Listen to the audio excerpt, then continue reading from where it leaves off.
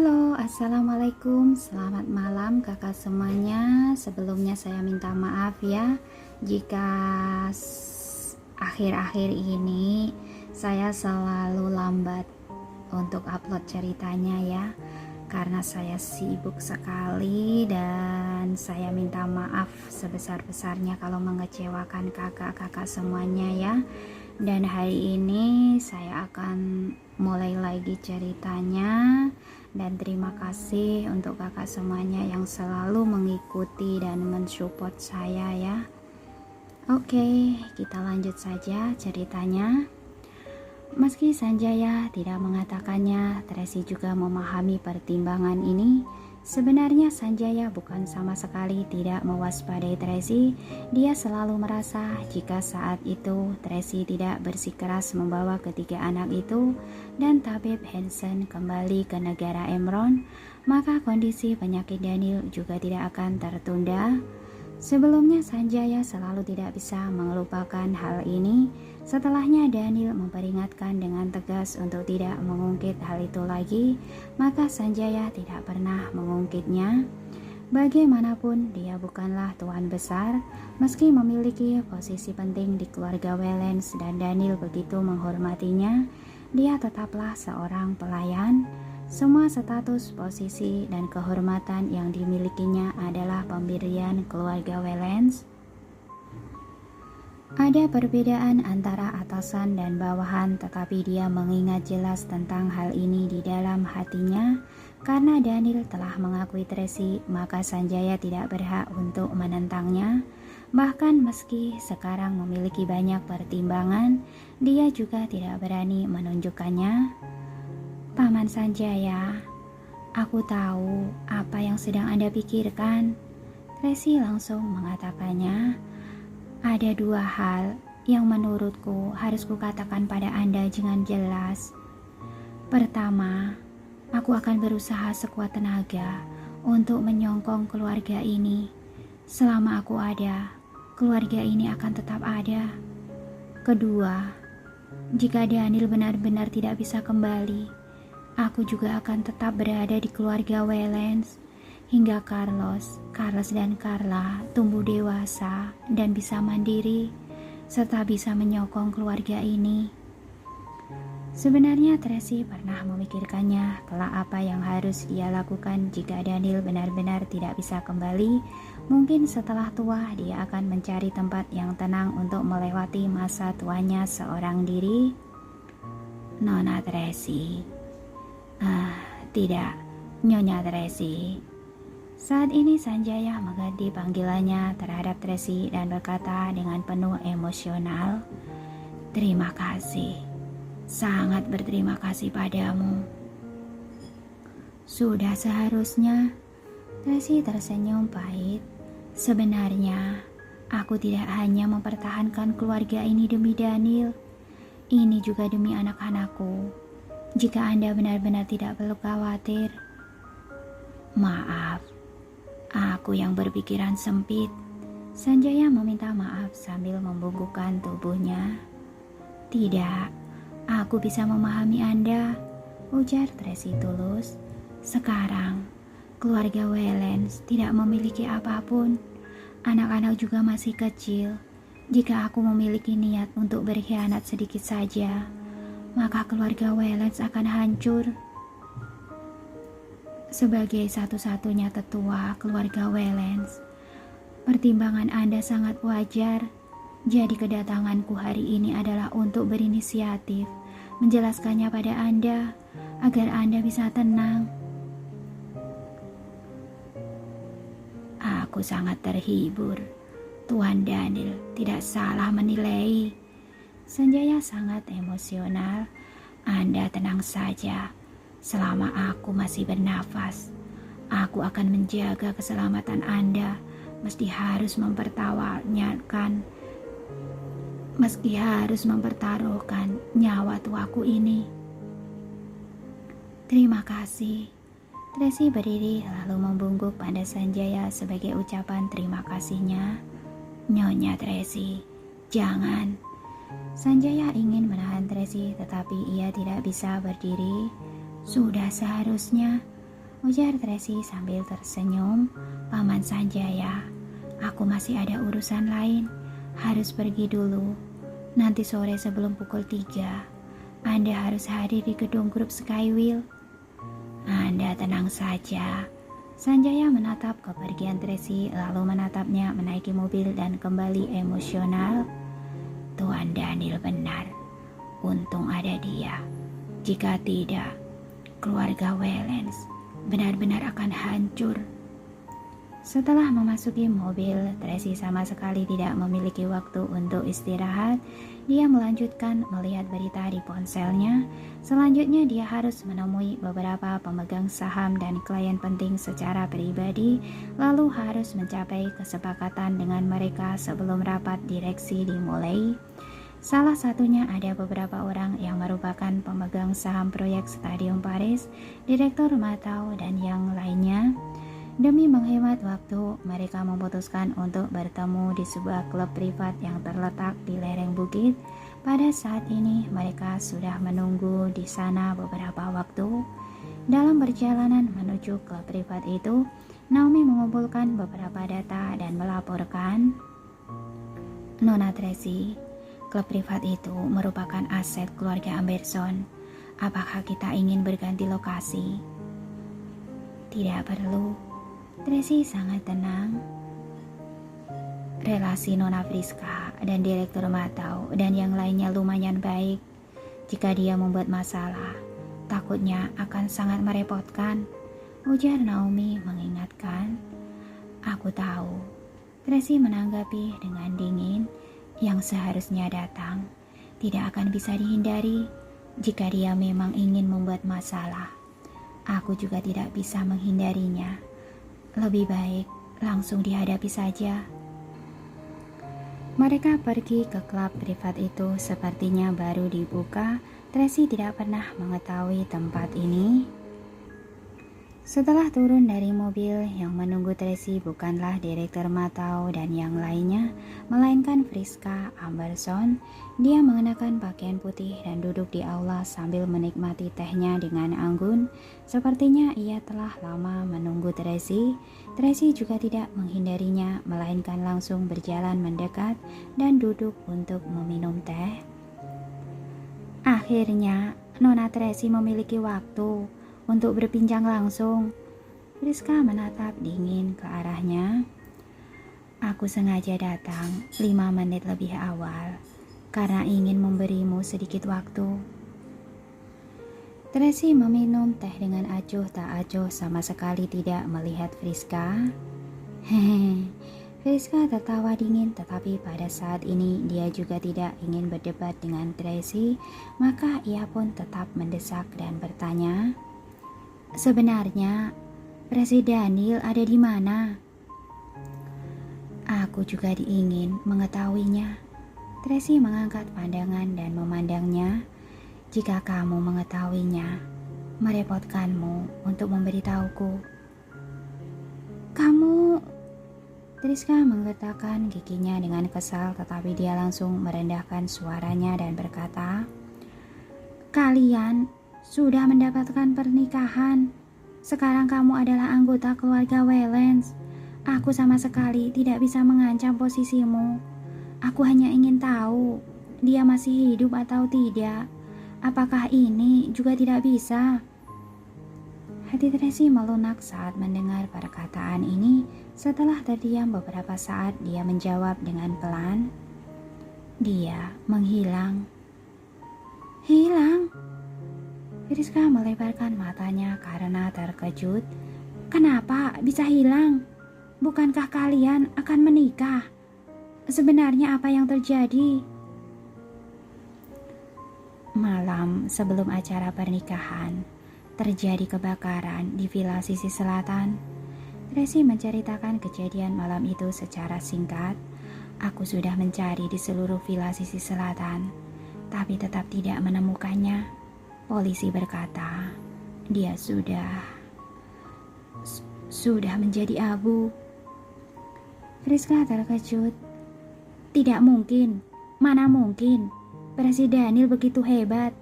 Mana mungkin bisa mati begitu saja. Ini sama sekali tidak mungkin. Aku juga merasa tidak mungkin. Tracy tersenyum pahit. Namun, aku tidak bisa menemukannya. Tidak mungkin. Dia pasti masih hidup. Friska sangat emosional. Mungkin saja dibawa oleh penjahat yang menyebabkan kebakaran itu. Mungkin. Tracy menundukkan kepalanya dan meminum teh. Dia tidak ingin mengatakan bahwa Daniel menderita penyakit yang tidak bisa diobati. Meski tidak ada bencana kebakaran itu, Daniel juga tidak akan bisa hidup lama. Menurut prediksi Dr. Heidi, sebenarnya besok adalah batas terakhirnya. Jika dia benar-benar dibawa pergi oleh orang bertopeng itu, maka sekarang seharusnya penyakitnya sudah kambuh dan akan meninggal karena tidak bisa diobati. Kamu sudah mengutus orang untuk memeriksanya. Sebenarnya siapa penjahat itu? Friska terus bertanya dengan panik. Begini saja, beritahu aku situasi yang kamu ketahui. Aku akan mengutus orang untuk memeriksa. Juga, aku akan mencari orang yang paling berkuasa di kepolisian. Sambil mengatakannya, Friska langsung memerintahkan orang untuk menghubungi. Tracy hanya diam melihatnya yang terus sibuk. Beritahu petunjuknya padaku. Aku akan menyuruh orang memeriksanya. Situasi detail saat itu. Friska terus mendesak. Juga, siapa pihak kepolisian yang masih berhubungan dengan kalian saat ini? Tidak berguna. Jangan melakukan hal yang sia-sia. Tracy menatapnya dengan tatapan datar. Tracy, sudahlah, waktunya sudah tiba. Tracy meletakkan cangkir teh lalu berdiri dan berjalan ke dalam. Tracy, Friska segera menahannya. Sekarang kamu masih berniat melakukan hal lain. Bukankah yang terpenting sekarang adalah mencari versi Daniel? Sebenarnya, apa kamu peduli padanya? Aku lebih memedulikannya daripada siapapun. Tracy menatapnya sambil mengenyitkan alis. Makanya, aku harus mengurus bisnis keluarga yang dia tinggalkan dengan baik. Sekarang aku sangat sibuk. Lebih baik kamu tidak menambah kerepotanku. Tracy sudah pergi menjauh saat Friska masih ingin mengatakan sesuatu. Friska menggetakkan giginya dengan kesal saat melihat punggung Tracy, lalu langsung berkata pada pengawal, jika dia tidak ingin memeriksanya, biar aku sendiri saja yang melakukannya. Segera hubungi pihak kepolisian. Aku ingin memahami kasus ini secara detail. Baik, Nona Friska. Saat bertemu Direktur Matau dan yang lainnya, Tracy secara resmi mengumumkan bahwa untuk sementara waktu dia yang akan menggantikan posisi Daniel dalam proyek stadion dan semuanya berjalan sesuai rencana semula. Direktur Matau dan yang lainnya tidak berani membantah. Bagaimanapun grup Waylands adalah pemegang saham terbesar. Lagi pula meski terjadi sesuatu pada Daniel, dasarnya tetap ada. Semua rencana tidak akan terpengaruh untuk sementara waktu. Namun mereka juga khawatir apakah kelak akan muncul situasi yang akan mempengaruhi perkembangan proyek. Tracy berkata dengan dingin dan angkuh, meski ada masalah yang terjadi, tetap grup Waylands yang akan mengalami kerugian terbesar. Meski diakumulasikan, investasi kalian tetap tidak bisa dibandingkan dengan grup Waylands, kan? Mendengar ini, sekelompok orang itu terdiam. Namun setelah itu, Direktur Nelson memberanikan diri untuk berbicara. Nona Tracy, kamu tidak bisa berkata seperti itu. Kondisi finansial keluarga Waylands begitu kuat. Jumlah investasi itu tidak berarti apapun bagi kalian. Namun, bagi orang seperti kami hampir menghabiskan seluruh harta kami untuk berinvestasi dalam proyek ini. Jika kelak sampai terjadi sesuatu yang tidak diharapkan, maka kami akan bangkrut. Benar. Beberapa orang juga ikut menimpali. Lalu, apa yang kalian inginkan? Tracy menaikkan alisnya, ingin mundur. Sekarang masih sempat. Ini beberapa orang saling berpandangan tidak berani berbicara. Tidak sampai seperti itu. Direktur Matau buru-buru menyela. Aku tidak bisa memastikan yang dipikirkan orang lain. Pokoknya aku pasti akan terus mengikuti grup Waylands. Tetap akan maju dan mundur bersama apapun hasilnya. Bagus jika begitu. Tracy menatap sekilas ke arah Direktur Matau dengan tatapan dalam, lalu menatap ke arah beberapa orang yang lain. Jika ingin mundur, aku pasti tidak akan menyulitkan kalian. Sekarang akan langsung memanggil pengacara Joyce untuk membuatkan kontrak di tempat ini. Lalu aku akan mengembalikan dana investasinya pada kalian. Kami juga sama, maju dan mundur bersama grup Waylands. Beberapa pemegang saham segera mengambil keputusan.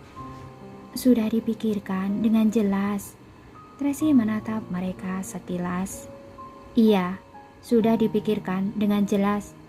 Beberapa orang itu segera menganggukkan kepala. Karena sudah dipikirkan dengan jelas, maka aku akan mengatakan kata-kata pahit di depan dulu. Tracy menaikkan alisnya dengan mendominasi.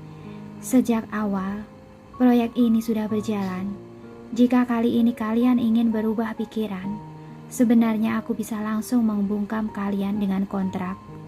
Namun, melihat relasi kalian dan suamiku yang telah berlangsung bertahun-tahun, aku bisa membuat pengecualian dan memberi kalian hak untuk memilih. Tapi karena kalian tetap memutuskan untuk melanjutkan kerjasama ini, maka kalian harus bersikap kooperatif dengan baik. Jika kelak ada yang mengajukan permintaan mundur padaku, aku akan meminta ganti rugi sesuai kontrak. Baik, beberapa orang itu buru-buru menganggukkan kepala dan tidak berani berkata apapun lagi. Baguslah jika begitu. Tracy menyapu mereka dengan tatapan lalu berkata, belakangan ini, aku akan sangat sibuk. Aku akan meminta Wakil Presiden Grup Skywheel, Winnie, bertanggung jawab dalam proyek ini. Mohon kerja sama-samanya. Aku tidak berharap ada orang datang menggangguku karena mendengar tentang rumor apapun.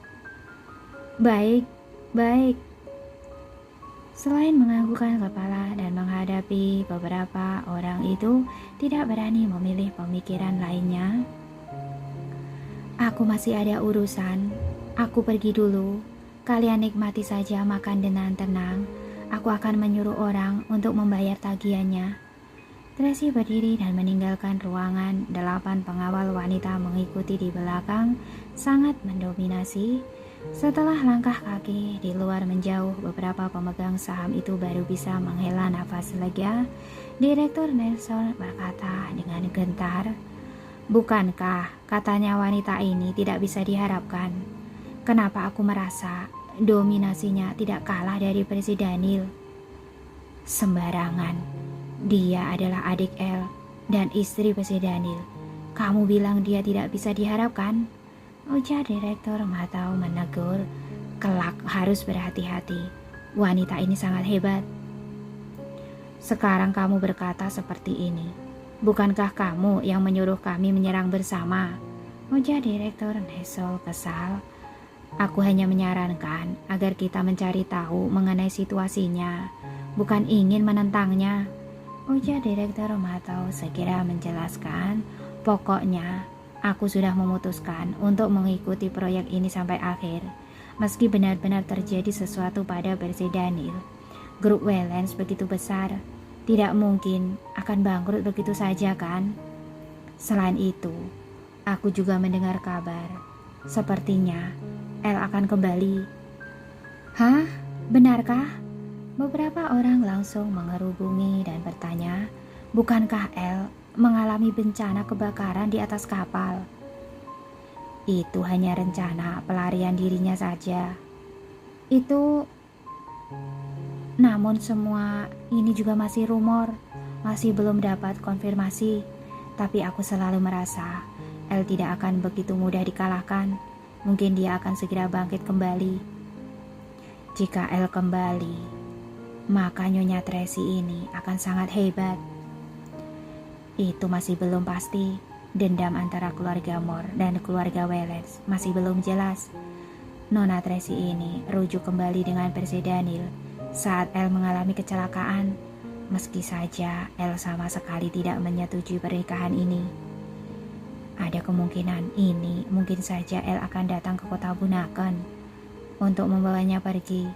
Saat itu keluarga Wellens benar-benar akan hancur. Hanya tersisa orang tua dan anak-anak. Bahkan orang yang bisa memegang kepemimpinan pun tidak ada. Juga ada sebuah kemungkinan lagi. Percy Daniel mengalami musibah. El akan menggunakan kesempatan ini untuk mengakuisisi grup Wellens. Kelak tidak ada lagi grup Wellens, hanya ada keluarga Moore. Astaga, tidak mungkin kan? Apanya yang tidak mungkin? Kalian sudah lupa kepribadian El. Dia adalah orang yang bisa membunuh saudaranya sendiri, apalagi hanya Daniel. Dia adalah musuh keluarga Moore. Ini, jika benar seperti ini, bukankah investasi kita akan gagal? Tidak sampai seperti itu. Mungkin El ingin mengakuisisi grup Wellens, tetap butuh waktu. Bagaimanapun grup Wellens begitu besar, tidak akan bisa langsung dilahap begitu saja. Kita harus mempercepat gerak kita, segera menyelesaikan proyek dan mendapatkan uang sebelum El memulainya. Benar. Saat segelombolan orang itu sedang mendiskusikan di dalam ruangan, Naomi yang kembali untuk mengambil barang mendengarnya dari luar, lalu pergi dengan ekspresi muram. Setelah menaiki mobil, Naomi melaporkan keseluruhan hal yang didengarnya tadi pada Tracy, lalu berkata dengan cemas, "Nona Tracy, menurut Anda, apakah Tuan Lorenzo akan menentang Anda berada di keluarga Wellens?" Tracy hanya diam saja. Sebenarnya sejak awal dia sudah mengetahui dan terpikirkan hal yang dibahas oleh Direktur Matau dan yang lainnya. Hanya saja ada terlalu banyak urusan belakangan ini. Ia tidak punya tenaga untuk memikirkan hal ini. Sekarang dunia luar sudah mulai merumorkan hal ini. Dia harus mulai memikirkannya. Sejak dulu sampai sekarang dalam menghadapi apapun, bahkan menghadapi sosok berbahaya sekalipun, dia tidak pernah takut. Tetapi saat teringat kakaknya Lorenzo, dia mulai merasa tidak tenang. Jika harus mengatakan siapakah yang ditakuti di dunia ini, maka orang itu adalah Lorenzo. Jika kakaknya membawanya kembali atau ada pemikiran lainnya, maka itu akan merepotkan. Nona Tracy, Naomi berteriak. Tracy kembali tersadar. Sekarang pergi makan dulu saja. Naomi melihat jam tangannya. Beberapa hari ini Anda tidak makan dengan baik. Tidak berselera. Tracy memijat dahinya. Pergi ke perusahaan saja. Waktunya sudah hampir tiba. Tapi seharian ini Anda belum makan apapun. Minta kantin perusahaan mengantarkan roti lapis ke ruangan saja. Baiklah. Naomi tidak bersuara lagi. Dia hanya merasa sangat sedih melihat Tracy. Sejak kejadian itu hingga saat ini sudah berlalu 3 hari dan 4 malam. Tetapi dia sama sekali belum memejamkan matanya, juga makan sangat sedikit. Setiap hari harus sibuk memimpin bisnis dan mengurus berbagai hal. Tidak ada orang yang lebih sedih dan menderita darinya, tetapi dia tidak memiliki waktu menangis sedikit pun. Dia hanya bisa menatap keluar jendela dengan tatapan kosong untuk menenangkan perasaannya seperti sekarang. Suamiku, sebenarnya kamu di mana? Tracy menatap puncak Bukit Haruna. Untuk sesaat perasaannya menjadi sangat sedih. Saat sibuk, dia tidak ada waktu untuk berpikir, tetapi asalkan berhenti meski hanya semenit, pikirannya langsung dipenuhi oleh Daniel. Meski dia memiliki firasat yang kuat di dalam hatinya bahwa Daniel masih hidup, tetapi dia tetap sangat khawatir karena sampai sekarang Daniel masih belum ditemukan. Hari ini sudah merupakan hari terakhir jika dia dibawa orang bertopeng itu. Takutnya sekarang dia sangat menderita akibat penyakitnya. Sangat sulit diprediksi apakah dia bisa bertahan atau tidak. Orang yang hadir pada rapat direksi sore hari sangat banyak. Semua direksi dari kantor pusat datang ke kota Bunaken untuk menghadiri rapat di grup Skywheel. Dulu saat Daniel masih ada, sangat sulit untuk mengumpulkan semua orang menghadiri rapat. Setiap kali selalu ada 1 atau 2 orang yang tidak bisa hadir karena ada urusan. Tetapi hari ini semuanya seperti tidak memiliki urusan dan duduk rapi dalam ruangan di lantai 68. Saat Direktur Tony dan Sanjaya tiba di lokasi, semua orang di sana langsung berdiri dan menyapa mereka lalu menanyakan tentang situasi Daniel. Kedua orang itu tidak menanggapinya dan berkata baru akan dibahas setelah Nyonya Tracy tiba. Tracy sedang makan roti lapis di ruangannya. Sekarang sudah pukul 2.55. Ini adalah makanan pertama yang dia makan hari ini. Dia memakannya dengan terburu-buru, sama sekali tidak memedulikan reputasinya. Naomi yang melihatnya dari samping merasa sedih lalu menyerahkan susu padanya sambil berkata dengan suara kecil, "Minumlah sedikit, jangan sampai tersedak." Saat Tracy mengambil susu dan bersiap meminumnya, Winnie sudah mengetuk pintu dan buru-buru masuk sambil melapor, Nyonya Tracy, semua orang sudah tiba. Paman Sanjaya dan Direktur Tony juga sudah tiba. Semuanya sedang menunggu Anda." "Masih ada 2 menit." Tracy melihat sekilas ke arah jam tangannya sambil lanjut meminum susu. Winnie juga tidak berani bersuara lagi, hanya menunggunya di samping. Setelah menghabiskan segelas susu itu, Tracy mengambil selembar tisu dan mengelap mulutnya, lalu berdiri, memakai jas dan melangkah keluar dengan cepat. Dia berencana memasuki ruang rapat itu di detik terakhir agar suasana menjadi lebih mencekam dan serius. Para direksi yang datang dari kantor pusat itu terus menatap jam di dinding sambil mengenyitkan alis mereka. Mereka menunggu Nyonya Tracy yang sering dikatakan itu dengan sabar sambil menekan perasaan gusar di hati mereka. Lalu Tracy memasuki ruangan itu pada detik terakhir. Setelah melihat sekilas pada segerombolan orang itu, dia langsung berjalan ke tempat duduk presiden dan menatap para pemegang saham dengan sikap angkuh dan dingin, lalu berkata dengan dingin namun sopan, "Selamat datang di Skywheel." "Terima kasih." Seorang direksi yang berasal dari kantor pusat Cody menatap dingin ke arah Tracy lalu berkata dengan angkuh, "Nona Tracy, meski sudah mendengar bahwa Anda dan Presiden Daniel kami telah menghukumkan pernikahan, sepertinya kalian belum melaksanakan acara pernikahan secara resmi kan? Jadi sepertinya Anda tidak pantas untuk duduk di tempat itu." Begitu datang langsung mempersulitnya. Memang benar orang yang datang dari kantor pusat grup Wellens. Orang lainnya sama sekali tidak bersuara menunggu jawaban dari Tracy. Saat Sanjaya akan bersuara, Tracy memberi isyarat tangan.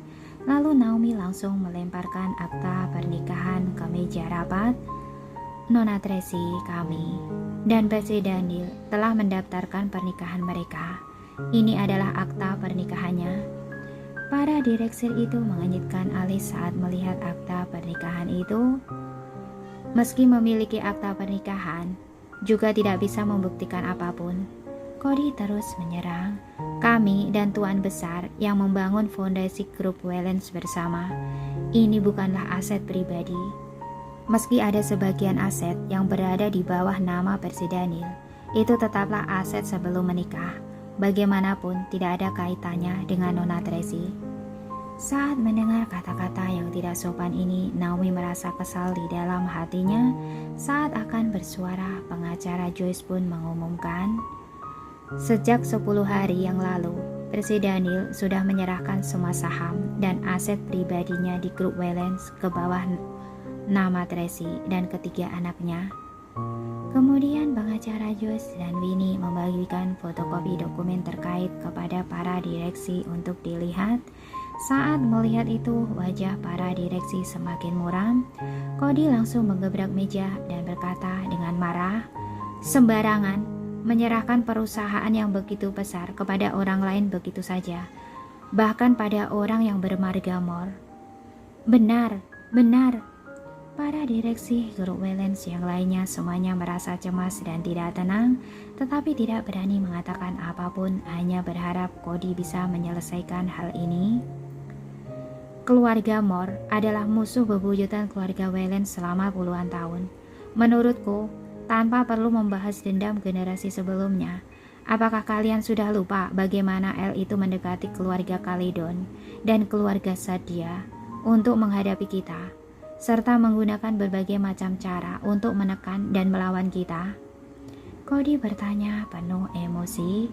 Sekarang menyerahkan perusahaan kepada orang bermarga Moore ini, apakah kelak grup Waylands harus mengubah nama menjadi grup Moore?